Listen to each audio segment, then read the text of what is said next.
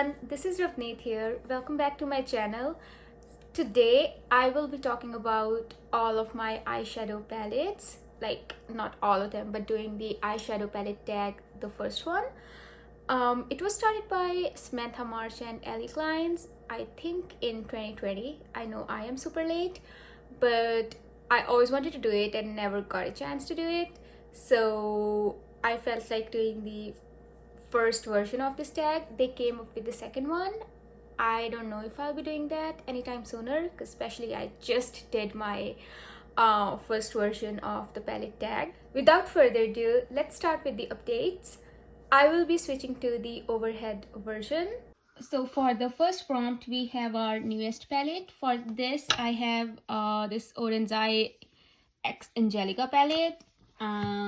This one I got recently. I really like the color story. I think there are a lot of possibilities. Yeah, overall, I'm really liking this palette. And the next category we have is my oldest palette. For that, I have this palette from e.l.f. I got this in 2016. And this is the original matte for matte sort of version. This is how it looks like right now. I managed to finish almost all of this palette, and this is like the only shade that's left. All of these others are just pressed into this palette. Yeah, because it was empty.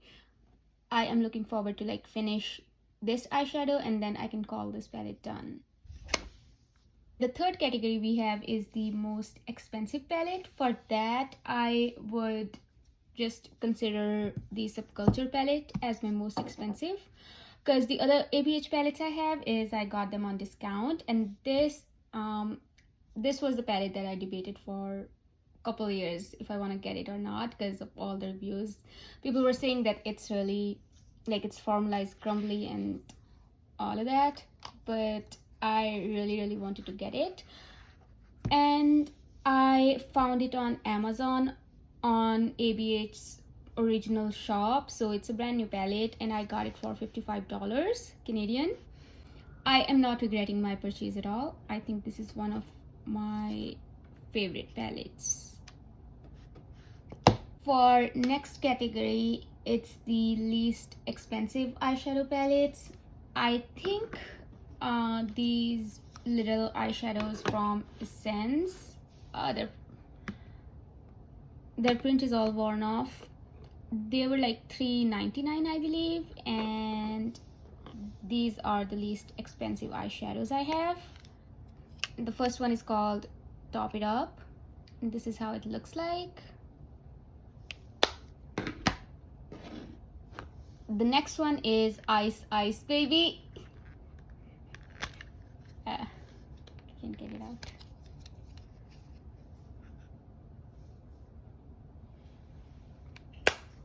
And the last one is Bronzed This Way.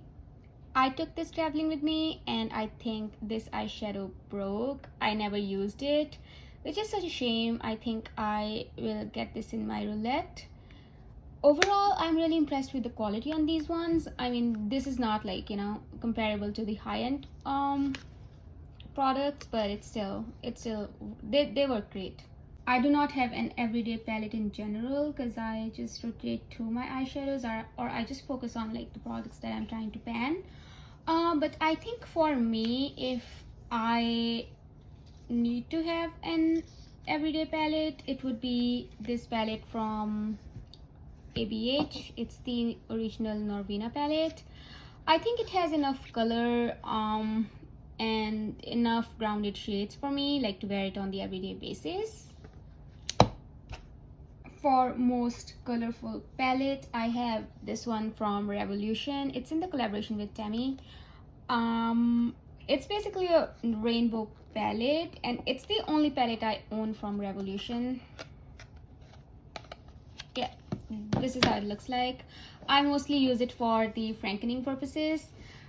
I do not like the formula of this palette at all. I would not be getting anything from Revolution for sure, but it's not horrible. It's not horrible. Like, you can still make it work, but it just requires a lot of work. You know what I mean? For the smallest palette, I would go with this palette from My Glam. It's an Indian brand and it's a 9 pan palette. I think it's really cute and the color story is very curated. You can go many directions with this one as it has purples, pinks, browns, and this kind of like shade is a really nice topper shade. Originally I wanted to go with the Wet n Wild Walking on Eggshells palette, but it has like 4 eyeshadows and the other one has 9, and also the pan size is quite smaller in here than this one, so I would go with my Glam palette. For my biggest palette, I have this 35O Supernatural Glow palette by Morphe. This is how it looks like. This is the only Morphe product I have in my collection. I might have a lipstick, I'm not sure, but yeah. I don't support Morphe anymore, so yeah, I don't think so I will be buying from them anymore unless, you know, they start clearing up their image. I think it has a lot of repeats, as all of the Morphe palettes do, like the 35 pans ones. I like that it goes from warm to the cooler tones. So let's say if I were to travel somewhere, I can use these shades right here as blushes, and maybe some of these browns in my eyebrows and contour, and some of the lighter ones to set the eyelids and probably under eyes too. Yeah, so I think it can be multitasked. For best memory, I have this ABH Jackie Aina palette. The reason that it is so close to my heart is because it's the first palette I ever spent a lot of money on. So it's my first high-end palette. I got into makeup when I was in college, and I only had like few palettes from drugstore. Like I never purchased anything expensive because I was on a tight budget. And then I kind of like phased away from makeup for like I guess a couple years, and then when I got back into it, I got this palette, and I'm really glad I did because it's a beautiful palette. I really enjoy it as a whole. The only shades that I don't wear a lot are Wigglies and Shookington. Shookington is it's I just don't like the formula on this one. Let's just put it out this way, but still overall I'm really glad that I have it, and it will always stay close to my heart. Look at that gorgeous packaging.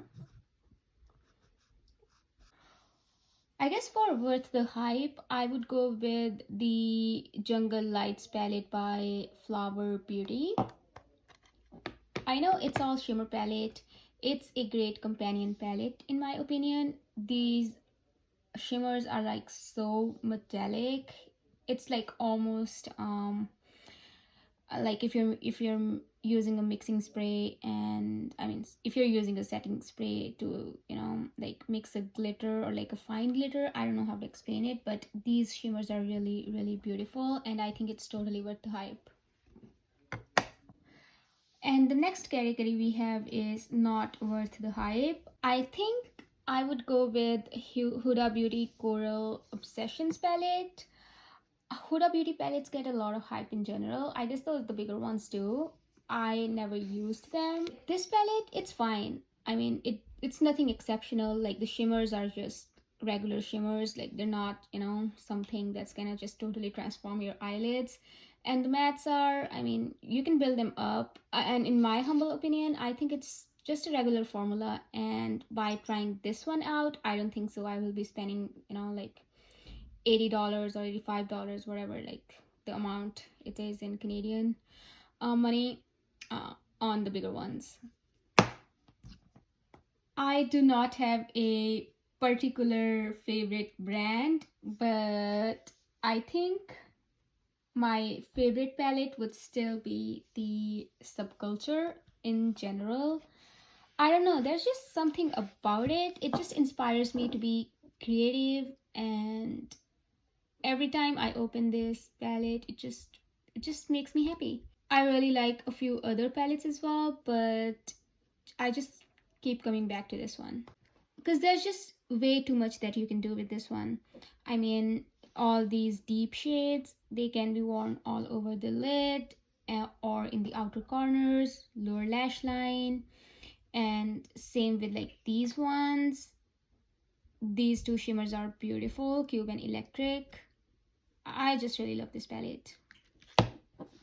For most used palette, I have this palette from Elf. It's called Summer Breeze. I think it was called Matte for Matte too in the beginning.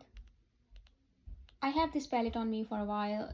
Now they don't make this sort of packaging anymore. It's like the clear sort of lid or the transparent lid. Like they don't have mirror.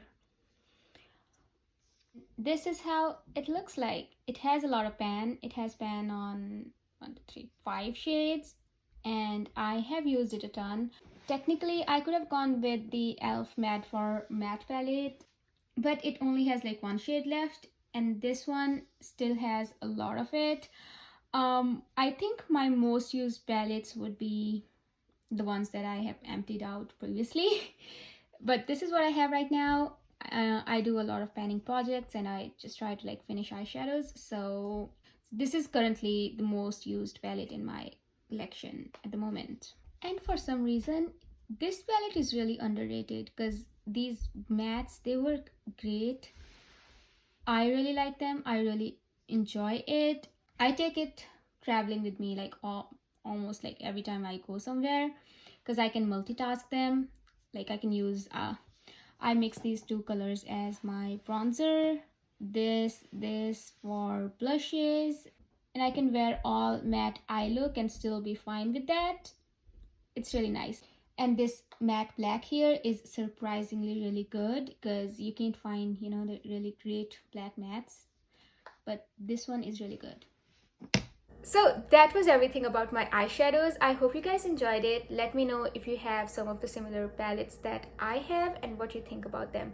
Again, I might have said something controversial related to like the palettes I don't think are, you know, worth the hype. But yeah, again, those are just the personal opinions. That was everything I had for today's video. I hope you have a good one. Bye!